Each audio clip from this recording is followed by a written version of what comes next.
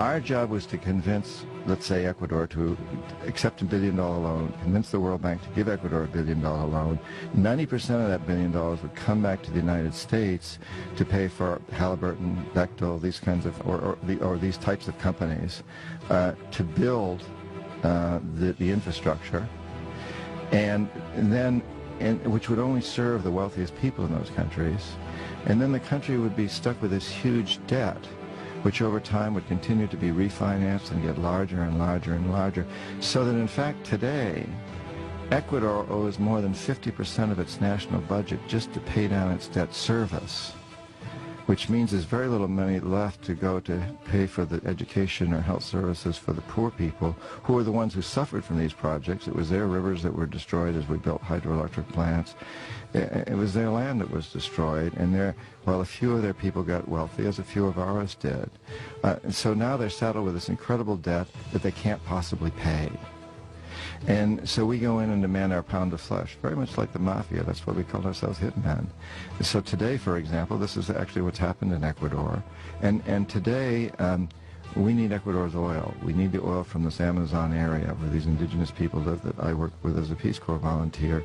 And we tell Ecuador, since you can't pay off your loans, what you need to do is turn over your Amazon to our oil companies. And that's what they're doing. And the indigenous people there, the ones I work with now, have basically declared war.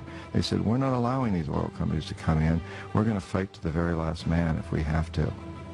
It's a terrible situation, and what it is all about is building empire. We've done this in every country around the world that has resources that we covet. Often this is oil in places like Indonesia, Nigeria, Ecuador, Venezuela, Colombia, so many different places, but sometimes it's other resources. For example, in Panama, it was the Panama Canal.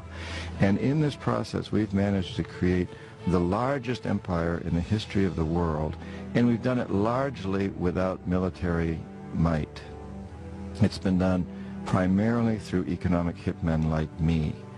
Now, when the economic hitmen fail, as we did in Panama with Omar Torrijos, and in Ecuador many years ago with Jaime Roldos when I was there. When we fail, the jackals are sent in. And these are CIA-sanctioned troublemakers. They will try to foment coups in a country. They'll try to overthrow the president. If they fail, if they're not able to do that, then they'll assassinate him.